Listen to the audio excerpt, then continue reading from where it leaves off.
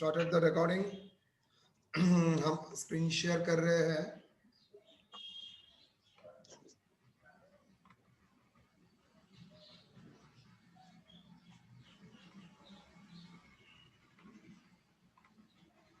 Is screen visible? Yes. Yes, sir. Okay. कल example 3 तक करा था.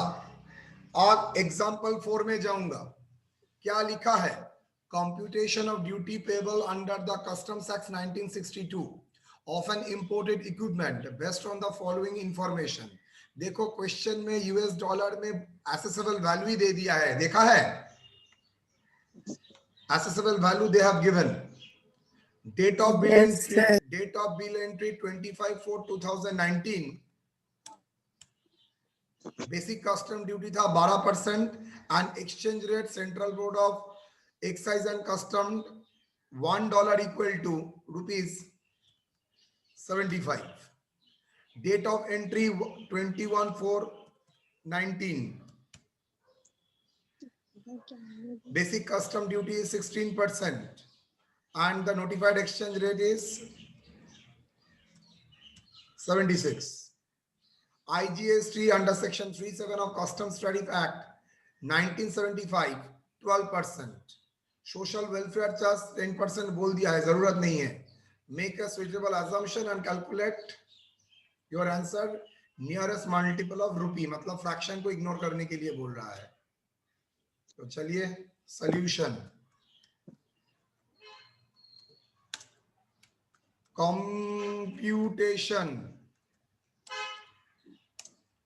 computation of what? Computation of customs duty. Duty payable. देखो बेटा यहां पर एसेसेबल वैल्यू कैलकुलेट करने के लिए नहीं बोला है. आप लोगों का दो तरीके से सवाल हो सकता है. एक बोलेगा एसेसेबल वैल्यू निकालो, दूसरा बोलेगा कस्टम्स ड्यूटी निकालो. 5-5 का क्वेश्चन. और एक full toss question number 10 compute the assessable value and customs duty payable. 10 number का क्वेश्चन. मतलब एक ही हुआ.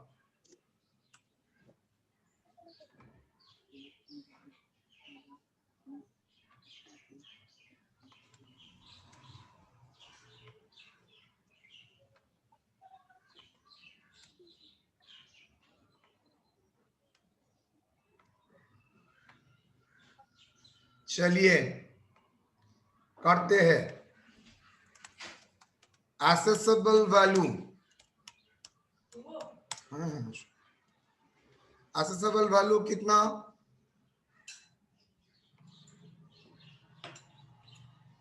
10,100. 10,100 USD, US dollar. Accessible value in USD. Exchange rate.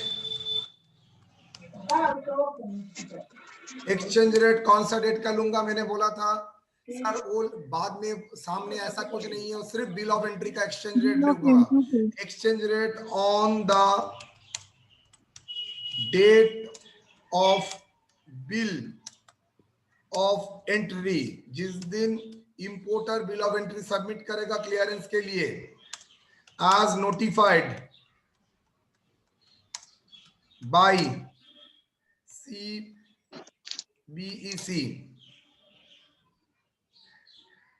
कितना? ₹75. होल्ड करो. हाँ बिल ऑफ एंट्री का रेट वही है. 75 ना 60 76 कौन सा होगा? 75. 75, sir. Okay. Then accessible value.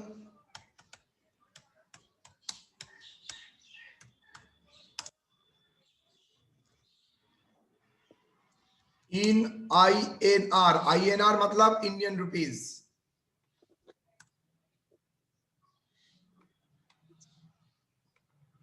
क्या होगा सर? कैलकुलेट करना पड़ेगा. Sir, 7,57,500. 7,57,500. 57,500. rupees. Sir, Assessable value, Sir, CBEC.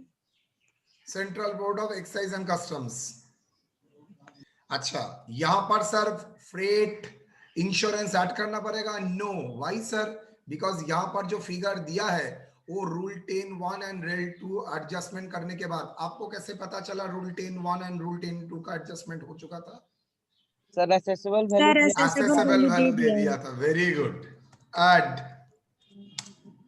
Basic custom duty BCD कौन सा डेट में? Rate on the date of bill of entry and entry inward, whichever is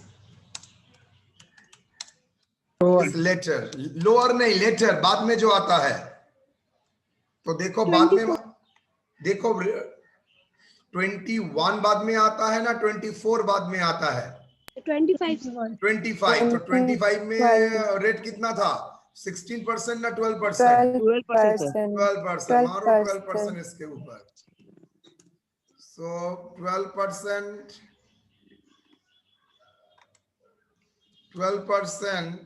on किसके ऊपर? Assessable value आप लोग जानते ही है 7,57,500 90,900. rupees. 90,900. 90,900. Then add, मैंने क्या बोला था? सेस के रिप्लेसमेंट हुआ है social welfare surcharge. Social welfare surcharge कितना? 10%. 10% ऑन किसके ऊपर? On basic customs duty. तो किसके ऊपर होगा sir? 10% on 90,900. Am I correct? Yes, sir. 9,019. Rupees 9,090. 90. Agree? Yes, sir. Yes, sir. इसको क्या बोलते हैं हम लोग? Assessable value Custom. and customs duty. Plus custom duty.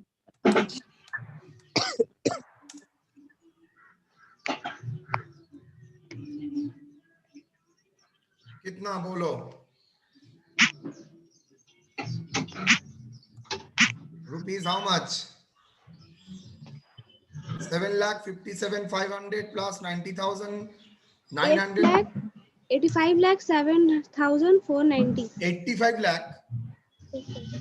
857,490. Sir, 8,57,490. ठीक लिखा है? Yes, sir. चलिए, असेसेबल वैल्यू भी हो गया.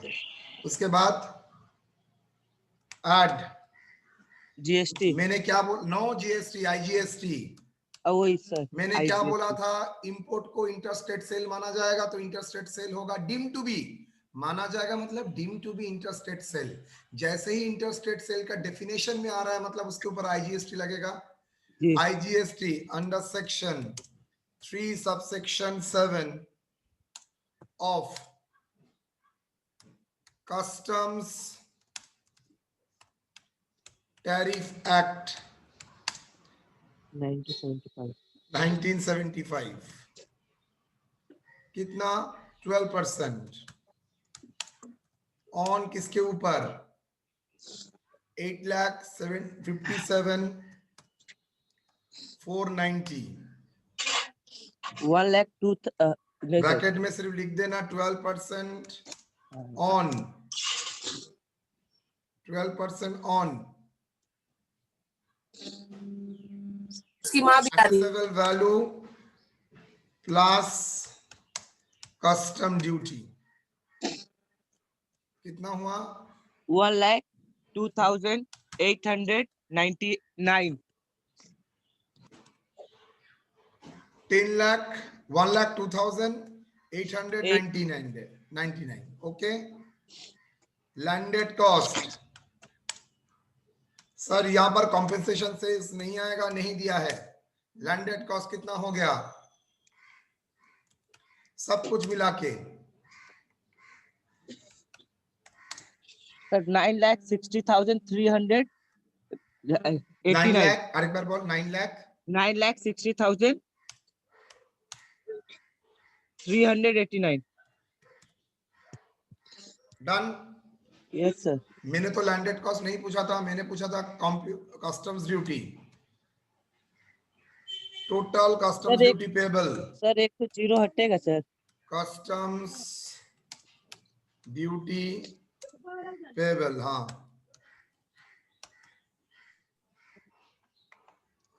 क्या होगा total custom duty payable? Landed cost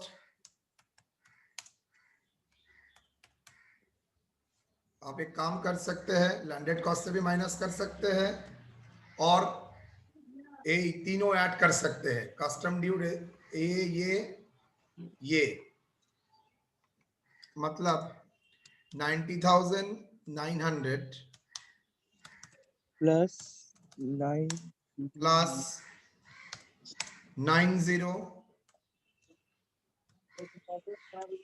plus 102,899 2,02,889 2,02,889। Done. आप चाहे तो टोटल लैंडेड कॉस्ट है एसेसेबल वैल्यू माइनस करेंगे, देखिएगा सेम ही आंसर आएगा। माइनस करके देखिएगा सेम आंसर आ रहा है। ठीक है जी सर, जो रुपीस में दिया वो वाला अमाउंट ना सर? ऑब्वियसली जी सर। INR रुपीज 7 लाख करके देखिए ना, 9,60,389 माइनस 7,57,500, देखो सेम ही आंसर आएगा। Yes, sir. Any one process you can apply. चलिए यहां तक कोई डाउट? यहां पर देखने वाला सिर्फ कौन सा रेट लेंगे, कौन सा एक्सचेंज रेट लेंगे और कुछ नहीं, बिकॉज बाकी टैक्स कैसे कंप्यूट करता है तो हम लोगों ने क्लास नंबर 3 में ही सिखा दिया था आपको। जी sir, no doubt sir. Okay assessable value से लैंडर प्लान प्लेस करना बहुत इजी है सर।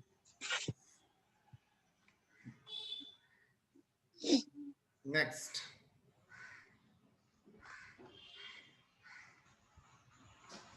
ये क्वेश्चन आप लोगों के एग्जाम के लिए आ सकता है जो मैं दे रहा हूं अभी।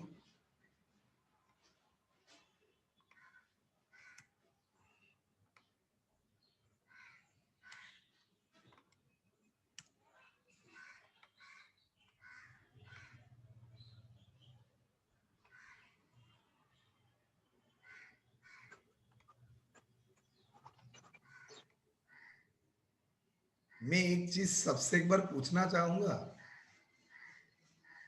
जी सर। अच्छा बाद में, अभिषेक ज्वाइन किया? हाँ सर। ओके। प्रार्थना छोड़ो। FOB value of the machine 8,000 UKB, freight paid on year बोल दिया है, डिजाइन एंड डेवलपमेंट बोल दिया है, कमीशन बोल दिया है। सर ये प्रॉब्लम मोर और लेस हम लोगों का हो चुका है, यस और no? Yes, sir. Yes, sir. Yes, जरूरत नहीं है।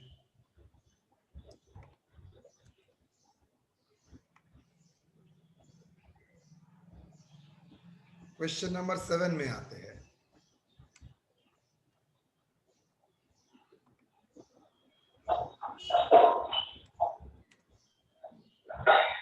चलिए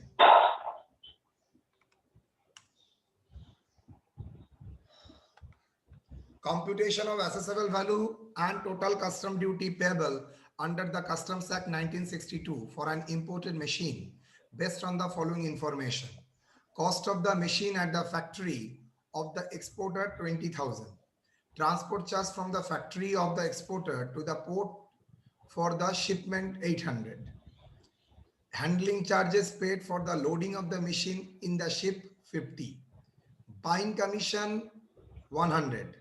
Lighterage charges 200. Freight incurred from the port of entry to inland container depot 1,000. Ship demurrage 400. Freight charges from exporting country to India 5000. Rate बोल दिया है, IGST बोल दिया है, आपको पूरा सेट करना है। चलिए एक बार प्रॉब्लम आप लोग देख लीजिए।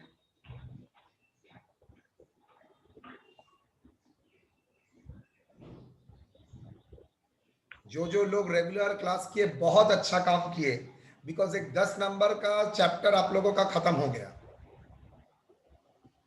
मतलब आज के क्लास के बाद आप लोगों का 50 नंबर टैक्स कंप्लीट, सिर्फ 30 मार्क्स बचा रहता है।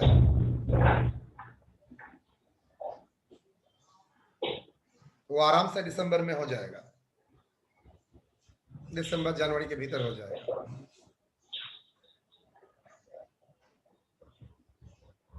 डन।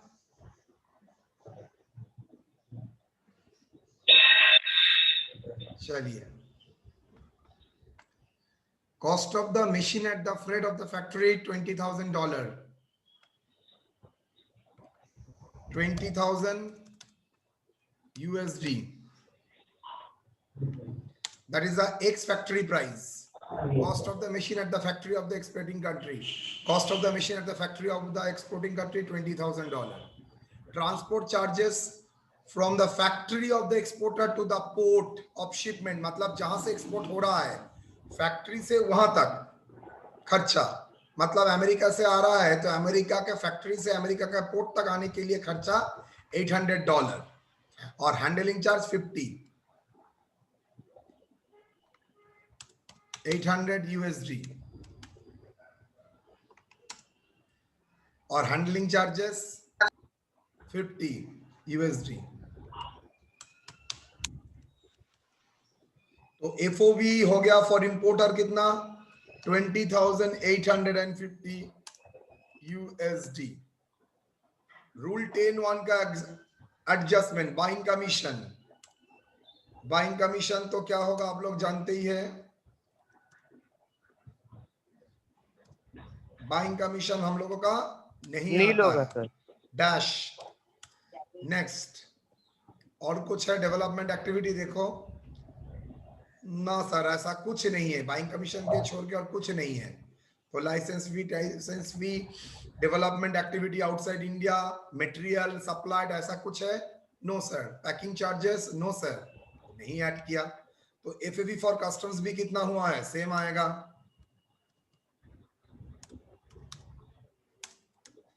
एग्री। रूल 10(2) का एडजस्टमेंट, पहले आता है फ्रेट। फ्रेट कितना, freight incurred port to inland container, मतलब पोर्ट से कंट्री तक लाने के लिए। पोर्ट मतलब आपका जो इंपोर्टिंग पोर्ट है मुंबई से कलकत्ता तक लाने का खर्चा क्या होगा, ऐड होगा? नो। इंडिया में घुसने के बाद हैंडलिंग का कोई खर्चा ऐड नहीं होता, लेकिन ये freight charges from the exporting country to India add होगा। एक्चुअल दे दिया है सर, यस एक्चुअल दे दिया है। तो कितना एक्चुअल 5,000।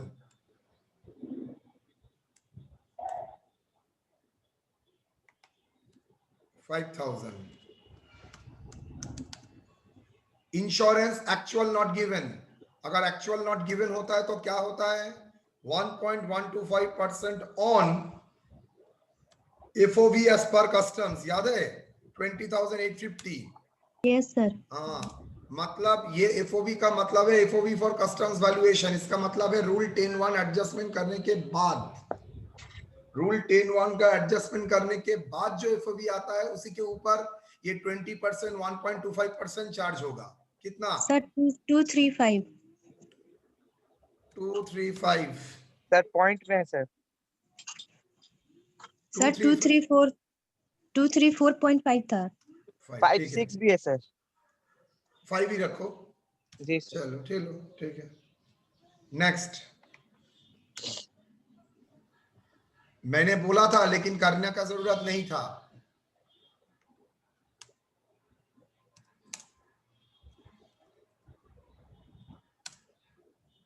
बाबा हो क्यों नहीं रहा है?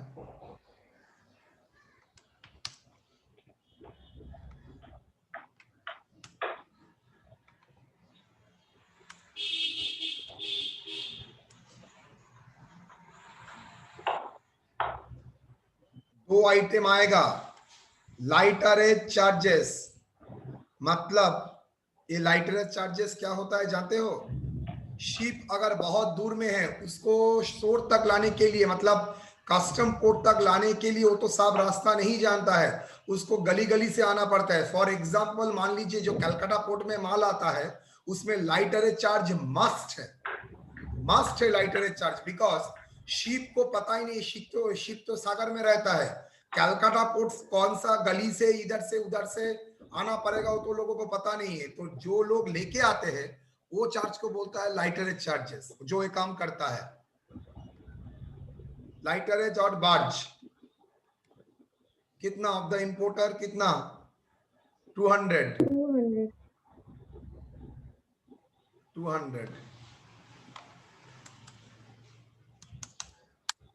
मैंने और एक आइटम का नाम भी दिया था, that is ship demurrage, not port demurrage, याद करो। Yes, sir. शिप डैमरेज कितना 400। और कुछ देखिएगा, मैंने लिस्ट करके दिया था कौन कौन सा आइटम आएगा। इसका कारण भी है, जब तक मैंने बोला है पोर्ट तक लाने तक खर्चा, अगर लाइटरेज और शिप डैमरेज पे नहीं करोगे तो माल पोर्ट तक आएगा ही नहीं, तो दैट्स वाई ये खर्चा सभी ऐड होगा। कितना हो रहा है? 5834.56 5834.56 डन। और कुछ हो गया? Accessible value in US dollar बोलिए। 26,684.56 26,084 684.56 US dollar.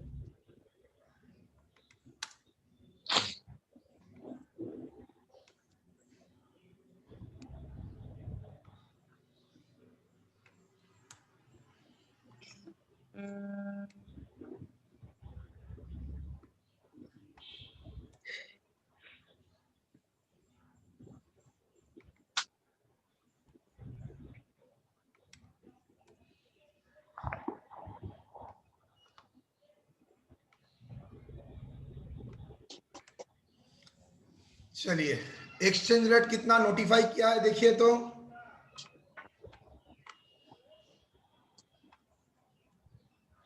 एक्सचेंज रेट कितना नोटिफाई किया है? Date of bill entry 22/2019, rate था कितना 20%, और एक्सचेंज रेट सीबीआईसी ने दिया था 60 rupees. 72 पर यूएसडी, और date of entry inward 25/2/2019, 18%। Exchange rate है कितना 65. 73 पर यूएसडी, जीएसटी भी बोल दिया है। मुझे बताओ एक्सचेंज रेट के लिए कौन सा रेट लूंगा? बिल ऑफ एंट्री ना entry one in what sir? उसके लिए एक ही वर्ड एप्लीकेबल है, that is bill of entry. BCD के लिए रेट का अलग है, तो कितना लूंगा? 100% 72। जी सर. तो रेट कितना होगा? ₹72 पर USD. Assessable value in Indian rupees बोलिए। 1921 288. उसके बाद 0.32 है. हटाओ, पॉइंट हटाओ, अब रुपी में आ गया तो पॉइंट हटा दो। जी sir. Done. 19,21,288। Sir BCD, date आप बोले थे बाद कर लेते हैं, पर 25 बाद में हो रहा है ना। देखो तुम लोगों के सामने ही मैंने बताया है, लड़की का काउंटर आप लोग क्या देंगे बताइए? क्या सर? सादिया बोल रहा है सर आपने तो बोला है रेट तो एक्सचेंज रेट तो बाद का डेट का होगा। सर अप्सरा बोल रहे हो। अप्सरा बोलो। नहीं बिल ऑफ एंट्री का होगा exchange rate. Exchange rate always bill of entry. Exchange rate always bill of entry. Basic custom duty का rate whichever is later. ठीक है? Okay, sir. Okay, then 72. Okay. Now अब basic custom duty के लिए क्या होगा? Rate on the date of bill of entry and the entry unit. Sir 25 तारीख कर लेंगे 73 रुपये। सर कौन सा डेट का लेंगे? सर 20 पहले आता 25 है ना, तारीख सर। 25 बाद में आता है, 25 बाद में आता है, तो उस दिन रेट कितना था? 18%। 18%. चलो जी 18% करो जी। 70 80%। 18% on 19,21,288। फिगर बोलो। 3458 3458 32. 32 सर पॉइंट इग्नोर करेंगे ना? एकदम। 32 3,45,832। यस सरचार्ज किसके ऊपर? यस 10% ऑन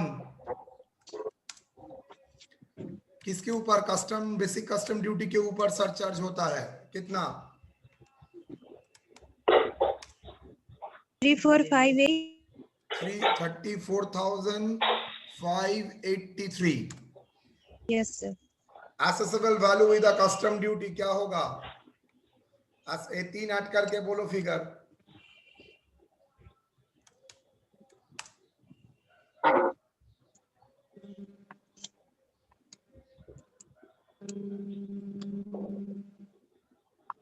जल्दी।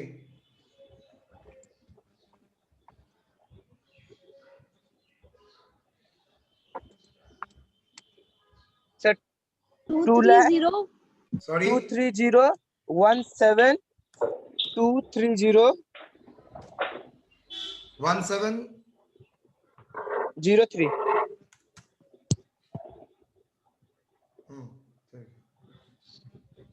03 आईजीएसटी कितना होगा?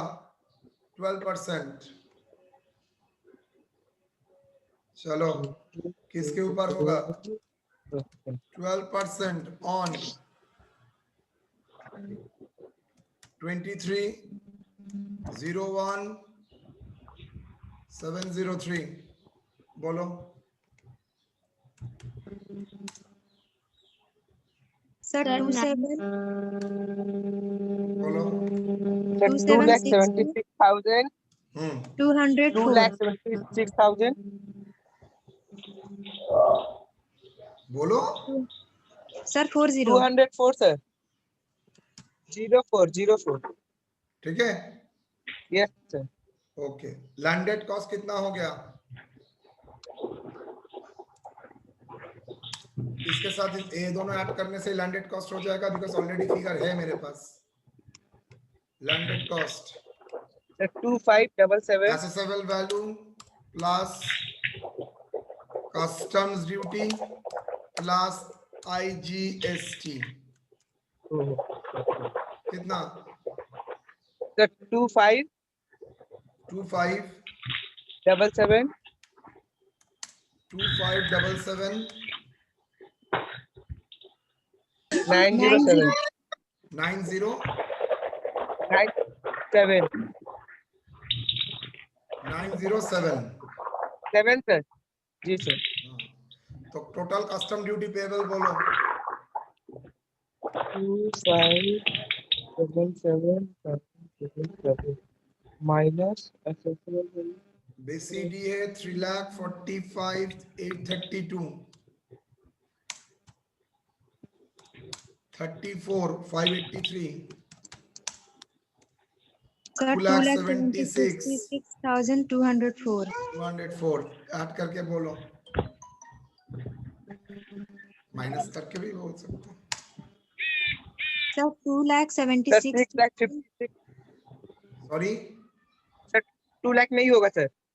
बोलो फिगर 3 ऐड करके। 6,56,619 19 6 लाख 6,56,000 56,619 19 बस चलिए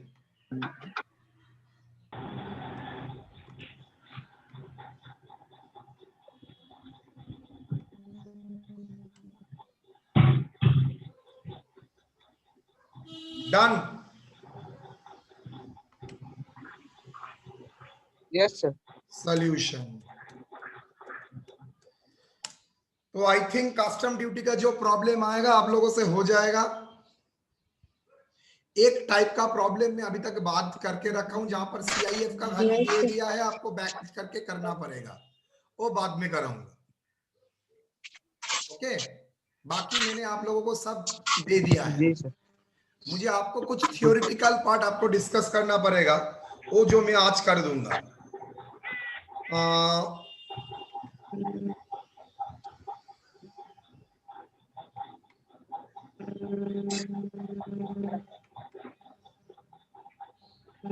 ओके,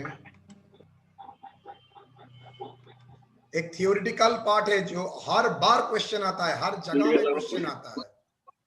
ऐसा कोई जगह नहीं है जहां पर क्वेश्चन नहीं आया है आज तक इसके ऊपर।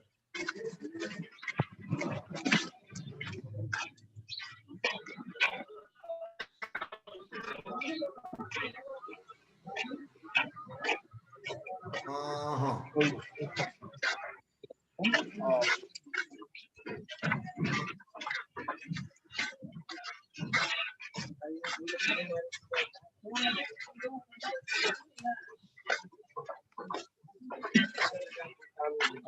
Theoretical aspect. साउंड बंद करो।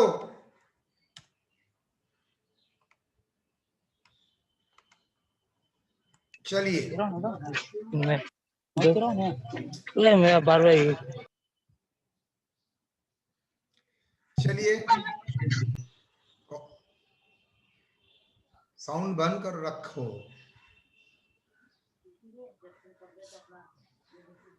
मैंने आप लोगों को टाइप्स ऑफ ड्यूटी में, is it visible? Yes, sir.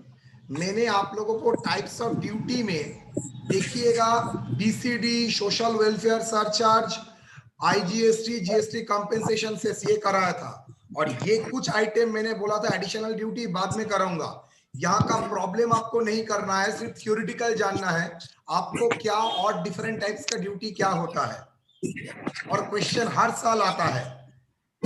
पुष्पांकर, आप थोड़ा साउंड को बंद करिए। सर आप सबको म्यूट कर दीजिए ना। Exactly right.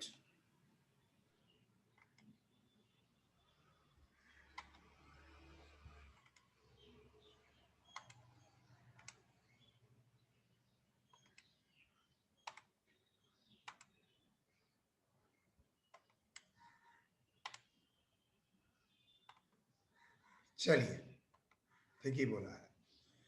ऐसा कुछ ड्यूटी है, देखिए आप लोग जानते हैं चाइना से जो छोटा छोटा बल्ब आते हैं वो हम लोगों का डोमेस्टिक इंडस्ट्री को खत्म कर सकता है, करता भी है। चाइना का एक लाइट मैंने कल ही खरीदने के लिए गया, बोल रहा है 60 रुपया। वही मैं इंडियन का खरीदा, पूछा, बोला है 80 रुपीज। मतलब मेरे ही मार्केट में ऐसा है, मतलब आप सोच सकते हैं सब मार्केट में मोर और लेस इंडियन प्राइस थोड़ा ज्यादा है, चाइना में का प्राइस कम है। That is they are doing dumping. वो लोग क्या करते हैं, दूसरा कंट्री का मार्केट बर्बाद करने के लिए दूसरा कंट्री में डंपिंग करते हैं। डंपिंग करना मतलब गुड्स सब्सिडी देके गुड्स कभी कभी भेजते हैं और एक्सेस गुड्स भेज देते हैं, सो दैट। और लोकल इंडिया का, इस देश का जो इंडस्ट्री है वो लोग को मार खा रहा है। रिसेंट गवर्नमेंट ऑफ इंडिया का जो स्टेप है that is make in India vision, इसका मतलब यही है आपको इंडिया में ही करना पड़ेगा। आप बाहर से लाते हो तो आपके ऊपर बहुत ज्यादा कस्टम ड्यूटी में इंपोज करूंगा, सो दैट उसका कॉस्ट बढ़ जाता है। लेकिन इसमें भी एक पाबंदी है, India and group of country World Trade Organisation के आप लोग WTO का सिग्नेटरी मेंबर्स है। WTO ऑर्गेनाइजेशन में जो है वो खुद के भीतर जो वर्ल्ड ट्रेड ऑर्गेनाइजेशन है उसके भीतर वो लोग बहुत ज्यादा कस्टम ड्यूटी चढ़ा के गुड्स इंपोर्ट नहीं कर सकते हैं। तो कौन कौन सा इंपोर्ट ड्यूटी एप्लीकेबल है आप लोग सिर्फ देखिए। प्रोटेक्टिव ड्यूटी, सबका एक पर्पस होता है, और duty imposed on the imported goods for the protection of the interest of domestic industry establish in India. मतलब अगर आपको लग रहा है ये छोटा छोटा जो टूनी बल्ब है, वो जो चाइना बल्ब है, वो अगर आपके ऊपर आने से आपका डोमेस्टिक इंडस्ट्री खत्म हो सकता है, तो आप चाहे तो प्रोटेक्टिव ड्यूटी लगा सकते हैं। It is imposed on the recommendation of tariff commission.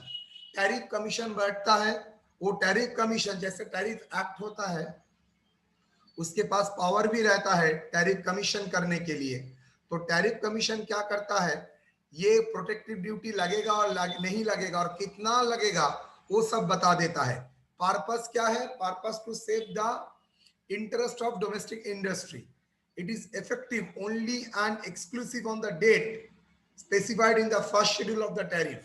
जब ये रेट स्पेसिफाई करेगा तब से इफेक्टिव होगा।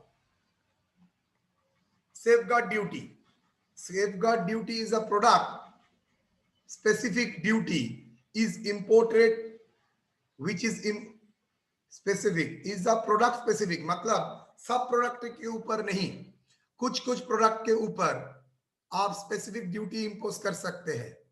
which is imported in India in a such a quantity which can damage the domestic market। मान लीजिए मोबाइल फोन का जो क्या बोलते हैं आप लोग जो बोलते हैं स्क्रीन गार्ड एक्सेट्रा, वो मोस्टली चाइना से आता है। वो अगर गवर्नमेंट ऑफ इंडिया देख रहा है ये करने से मेरा डोमेस्टिक इंडस्ट्री खत्म हो सकता है, तो उस प्रोडक्ट के ऊपर, मोबाइल फोन के ऊपर नहीं, मोबाइल फोन का स्क्रीन गार्ड के ऊपर सेफगार्ड ड्यूटी लगा सकता है। जैसे ही वो बल्क क्वांटिटी में आता है, कमीशन के पास सब खबर रहता है, तो ये डोमेस्टिक ड्यूटी लगा सकता है। No limit of such duty, it may be of any amount का ड्यूटी लगा सकता है। The duty imposed under this section shall be in force for 4 years from the date of its imposition। जब से impose हो रहा है 4 साल रहेगा, and can be extended with the total period of levy not exceeding 10 years। It can be extended up to कर दो, up to 10 years, 10 साल तक हो सकता है। Safeguard duty shall not be applicable to the article imported in the 100% EOU export oriented unit undertakings or units of free trade zone FTZ or in the special economic zone। ये सब special जगह है जहां पर export का काम होता है। तो ये सब आइटम के लिए, एक्सपोर्ट आइटम बनाने के लिए अगर कुछ गुड्स खरीदते हो बाहर से जो कम प्राइस में आता है, तब उसके ऊपर सेफगार्ड ड्यूटी एप्लीकेबल नहीं होगा। काउंटरवैलिंग ड्यूटी ऑन सब्सिडाइज गुड्स, ये बहुत मजे का चीज है। दूसरा कंट्री अगर कुछ सब्सिडाइज गुड्स इंडिया में भेजता है, सब्सिडाइज मतलब एक्सपोर्ट इंसेंटिव देता है और लाइक दैट, तो वो अगर सब्सिडी देता है तो गवर्नमेंट ऑफ इंडिया हाथ चुप करके नहीं बैठेगा। जितना सब्सिडी हो वहां पर दिया है, सेम टैक्स ड्यूटी हो यहां पर चार्ज करेगा। Duty levied if the articles are imported into India by getting the subsidy from the other country। मतलब ऐसा कोई गुड्स आ रहा है जो बाहर मुल्क से आ रहा है विथ अ सब्सिडी, मतलब जो प्राइस गवर्नमेंट बोल रहा है तुम कम प्राइस में इंडिया में भेजो, जो डिफरेंस हो रहा है मैं आपको दूंगा। The amount of countervailing duty, countervailing मतलब ऑफसेट करने के लिए duty, shall not be exceed the amount of subsidy. जितना सब्सिडी है उससे ज्यादा ये ड्यूटी नहीं हो सकता है। It shall in force 5 years from the date of imposition and can be extended up to further period of 5 years, और 5 साल के लिए बढ़ सकता है। It is subsumed under GST, मतलब आज का डेट में कोई काउंटरवेलिंग ड्यूटी नहीं है, जीएसटी का रेट में ही वो इंक्लूड हो चुका है, लेकिन एकेडमिक इंटरेस्ट के लिए आपको पढ़ना पड़ेगा। एंटी डंपिंग ड्यूटी जो चाइना सारा वर्ल्ड में करता है, it is imposed on the import of a particular country, rather sorry मैंने गलत बोला, एंटी डंपिंग ड्यूटी चाइना नहीं करता है, ये सब फॉरेन कंट्री का, बड़ा बड़ा डेवलप कंट्री का लोग करते हैं। मतलब प्रोडक्शन में जो डिफेक्टिव होता है वो लोग हाई क्वालिटी का प्रोडक्ट वहां पर रखते हैं और लो क्वालिटी का प्रोडक्ट आप लोग बोलते हैं ना इंपोर्टेड जमा, इंपोर्टेड शर्ट, कुछ इंपोर्टेड नहीं है। वहां पर जो डिफेक्टिव आइटम है वो यहाँ पर फैंसी में देखोगे, शिलीगुड़ी मार्केट में देखोगे, मतलब जो प्राइस नॉर्मली 2000-3000 में हो रहा है वो सब शर्ट और टी शर्ट आप देखेंगे 400, 200, 300 में बिक रहा है। Why? Because they are defective goods. वो डिफेक्टिव गुड्स कहाँ वो लोग गार्बेज भेजेगा। चलो जितना अंडर डेवलप कंट्री है, Africa, India, Bangladesh, Sri Lanka, Pakistan, dump करो वहां पर। It is called anti dumping. Dumping का मतलब डंप करना, मतलब कचरे की तरह भेजना। It is imposed on the imports of a particular country. कोई पर्टिकुलर गुड्स के ऊपर नहीं, किसी कंट्री जो ये करता है उसके ऊपर इंपोज होगा।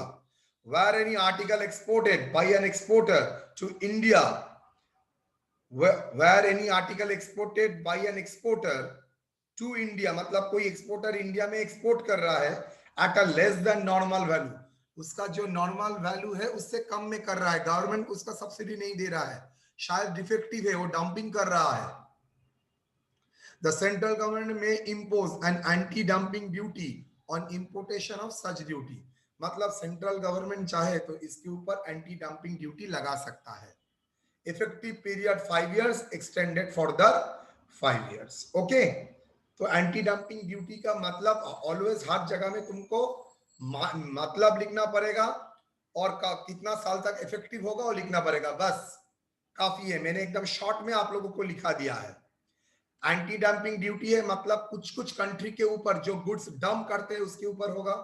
Counter value of subsidise article मतलब जो आइटम सब्सिडी देके इंडिया में एक्सपोर्ट किया जाता है उसके ऊपर।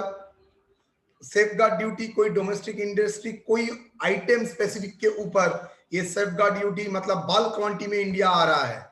प्रोटेक्टिव ड्यूटी सेम चीज, अगर कोई इंपोर्ट करने से मेरा डोमेस्टिक इंडस्ट्री कोई गुड आइटम नहीं, कोई इंडस्ट्री मेरा बर्बाद हो रहा है तब मैं प्रोटेक्टिव ड्यूटी लगा सकता हूं। लेकिन याद रखना सर ने बोला है वर्ल्ड ट्रेड ऑर्गेनाइजेशन का जो मेंबर है WTO का, वो लोग अपने ऊपर बहुत सारे ड्यूटी नहीं लगा सकते जानते हुए भी। ओके, तो ये था आप लोगों का टाइप्स ऑफ ड्यूटी का एडिशनल ड्यूटी। यहां पर सिर्फ एक ही क्वेश्चन आएगा, theory. Protective duty, write a short note what is protective duty and safeguard duty. Write a short notes on countervailing duty on subsidized article and anti-dumping duty. 100% याद रखिएगा, एक ना एक आएगा ही आएगा और ये 4 में ही आएगा। ओके, इसके साथ हम लोगों का कस्टम्स खत्म होता है। इसके साथ हम लोगों का कस्टम्स का पूरा एरिया खत्म होता है। 10 नंबर हम लोगों का पूरा कंप्लीट। आप लोग रिवीजन करेंगे, देखेंगे, वीडियो तो रह ही जाएगा।